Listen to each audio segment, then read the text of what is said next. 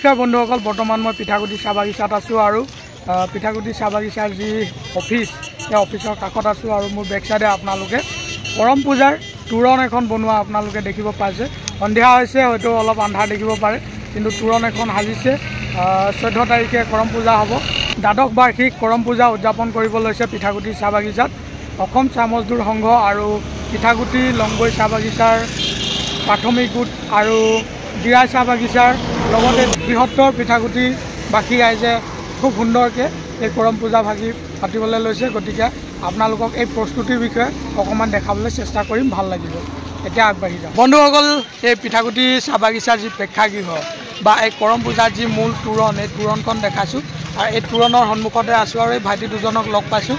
তেওঁলোকক আপোনালোকৰ লগত পৰিচয় কৰাই দিছোঁ। তোমাৰ নামটো কি? মোৰ নাম শ্ৰী দেৱনাৰায়ণ মোদী। অঁ, মোৰ ভতিজা ল'ৰাই হ'ব।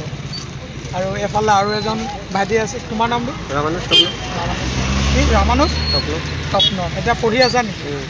এবাৰ ছেকেণ্ড ইয়েৰ। ডিগ্ৰী নে higher secondary? Higher secondary second year. কোন কলেজত? মৰাণ কলেজ। আৰু তুমি? মৰাণ কলেজ ডিগ্ৰী পঢ়ি আছোঁ, BA ফাৰ্ষ্ট ছেম। তেতিয়াহ'লে এই ভাইটি দুজনক লগ পাইছোঁ এই পিঠাগুটি চাহ বাগিচাৰ। এওঁলোক দুজন মৰাণ কলেজৰ ছাত্ৰ বৰ্তমান। এইজন হ'ল ডিগ্ৰী ফাৰ্ষ্ট ইয়েৰ আৰু ফাৰ্ষ্ট ছেমৰ, আৰু এইজন হায়াৰ ছেকেণ্ডেৰী ছেকেণ্ড ইয়েৰ। তো দুজনক লগ পাই ভাল লাগিল। তো এতিয়া কথা হ'ল, ইয়াত যে কৰম পূজা হ'ব অহা 14 তাৰিখে, তো কেনেকুৱা পৰিৱেশটো কি হৈ আছে? মই গীতৰ ভাগত সোমোৱা নাই বৰ্তমান, মানে ধুনীয়াকৈ আয়োজন চলি আছে হপায়। এতিয়া পৰিৱেশটো বৰ্তমান কাম চলি আছে।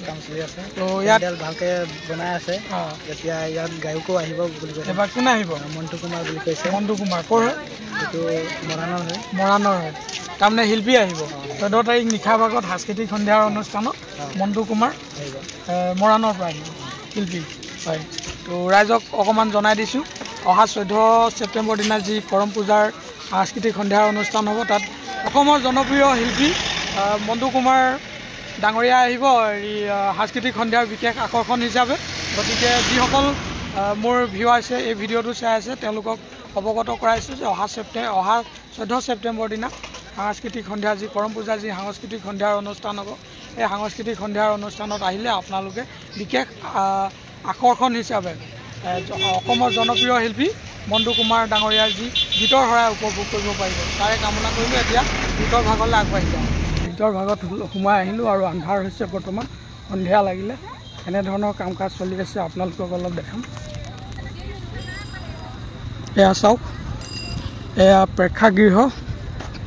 প্ৰেক্ষাগৃহত কৰম পূজাৰ যি মঞ্চ হ'ব, সেই মঞ্চ সজাই থকা হৈছে।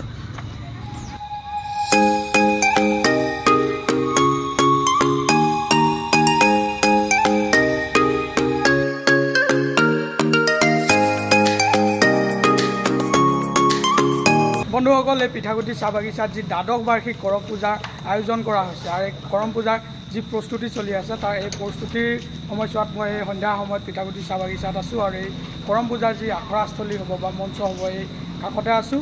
আৰু এই কৰম পূজাৰ লগত যি জড়িত হৈ থকা কমিটিৰ বিষয়ববীয়া মোৰ কাষত আছে।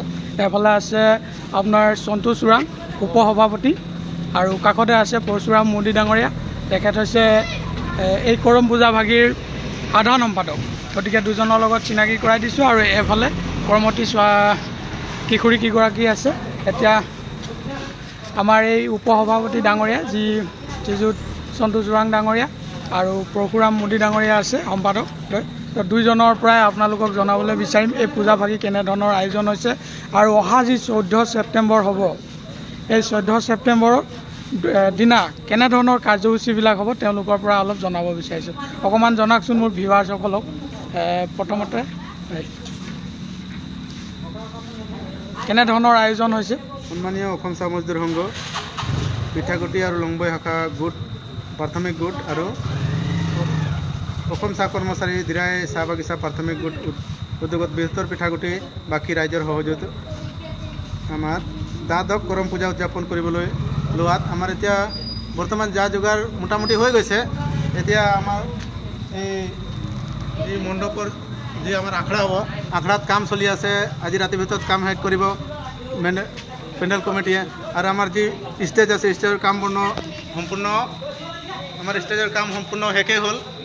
এতিয়া আমাৰ আখৰাত যি অলপ চলপ কাম বাকী আছে এইটো কাম কৰি আছে আৰু আমাৰ আজি 13 তাৰিখ আজি আমাৰ কৰম ডাল নিমন্ত্ৰণ জনোৱা হ'ব লগতে আমাৰ অলপ আজি ফূৰ্তিও হ'ব আৰু কালি আমি ৰাতিপুৱা আমাৰ 8টা বজাত চাফাই অভিযান আছে চাফাই অভিযানৰ পাছত পতাকা উত্তোলন আছে স্মৃতি তৰ্পণ আছে আৰু আমাৰ সন্ধিয়া 5টা বজাত আমাৰ আকৌ কাৰ্যসূচী আৰম্ভ হ'ব 5টা বজাত হ'ব বন্তি পৰ্যলক হ'ব আমাৰ শান্তনু ৰৈ মুখ্য পৰিচালক দিৰাই চাহ বাগিচা সন্ধিয়া 6 বজাত কৰম ডাল স্থাপন আৰু বিধি অনুযায়ী পূজা আৰম্ভ কৰা হ'ব পুৰোহিত হ'ব শ্ৰীযুত তৰুণ ওৰাং ডাঙৰীয়া সন্ধিয়া 8 বজাত হ'ব আমাৰ মুকলি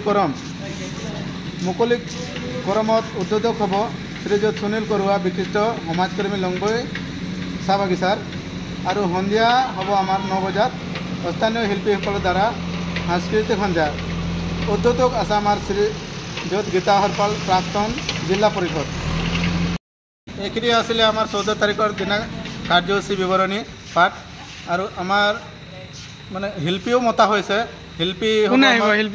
শিল্পী আমাৰ মণ্টু কুমাৰ ডাঙৰীয়া আহিব মৰাণৰ এই ভিডিঅ'ৰ যোগেদিয়ে আৰু আমাৰ এই গৌতম মোদী ডাঙৰীয়া যি আহি আমাক ভিডিঅ' বনাইছে তাৰ কাৰণে তেখেতক আমি অশেষ ধন্যবাদ জনাইছোঁ লগতে এই ভিডিঅ'ৰ যোগেদি সকলো অসমবাসী ৰাইজত যি কৰম উৎসৱ আমাৰ যি সাংস্কৃতিক কলা কৃষ্টি আছে সকলোকে আমি নিমন্ত্ৰণ জনাইছোঁ যে অহা 14 ছেপ্টেম্বৰ তাৰিখে আমাৰ সকলো অসমবাসী ৰাইজক আহি এই কৰম উৎসৱত আহি সকলোকে সহযোগ কৰিবৰ কাৰণে সকলোকে আদৰণি জনালোঁ বন্ধুসকল এই পূজা কমিটিৰ দুজন আৰু ব্যক্তি লগ পাইছোঁ যিসকল মূল দায়িত্বত আছে আৰু তেখেতসকলৰ লগত আপোনালোকক পৰিচয় কৰাই দিব লৈছোঁ আৰু এফালে আছে আপোনাৰ এই পূজা কমিটিৰ যি উদযাপন সমিতিৰ সভাপতি ৰূপম দাক লগ পাইছোঁ চিনাকি কৰাই দিছোঁ ভালনে আপোনাৰ ভালে আছে আৰু এফালে আছে আপোনালোকৰ এই উদযাপন সমিতিৰ কাৰ্যকৰী সভাপতি সঞ্জয় লোহাৰ দা তেখেতকো লগ পাইছোঁ গতিকে আপোনালোকৰ লগত অকণমান পৰিচয় কৰাই দিলোঁ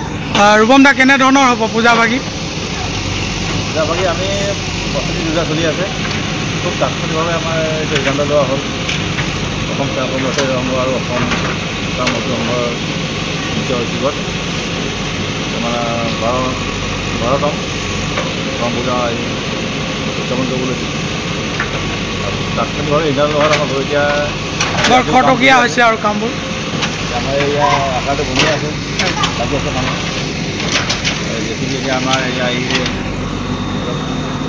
জেচিবিও কাম চলি আছে আশা ৰাখিছোঁ ভালদৰে বতৰ ভালে হ'ব বুলি আশা কৰিছোঁ সকলো ৰাইজক ইয়াৰ যোগেদি মই আপোনাৰ নিমন্ত্ৰণ জনাইছোঁ ধন্যবাদ আৰু এফালে আছে সঞ্জয় দা অহাকালি যি পূজা ভাগি আয়োজন হৈ যাব ৰাইজৰ ভিৰ ভাৰ হ'ব বহুত ডবল মানুহ হ'ব বুলি আশা এটা কৰিছোঁ বহুত ডবল মানুহ হ'ব বুলি আশা ৰাখিছোঁ আৰু এইটো আমাৰ পিঠাগুটি চাহ বাগিচা চাহ মজদুৰ সংঘ আৰু অসম চাহ কৰ্মচাৰী সংঘৰ সৌজন্যত পতা হৈছে 12তম কৰম পূজা উদযাপন আৰু এতিয়ালৈকে অহাকালি হ'ব এতিয়া আমাৰ অলপ 90% কাম শেষেই হ'ল আপুনি চাই আছে এই আখৰাতলিৰ এইটো কাম হৈয়ে আছে আৰু মানুহ বৰ ডবল হ'ব বুলি আশা ৰাখিছোঁ আৰু এই জেগাডোখৰ মানে কি মিডুল জেগা হৈ যায় পিঠাগুটি চাহ বাগিচাটো আপোনাৰ দিৰাই হওক টেঙা নেমু পথাৰ হওক তাৰপিছত এইফালে গোহাঁইগাঁও এইফালে গড়চিগা ভালুকমৰা আদি কৰি মানে একদম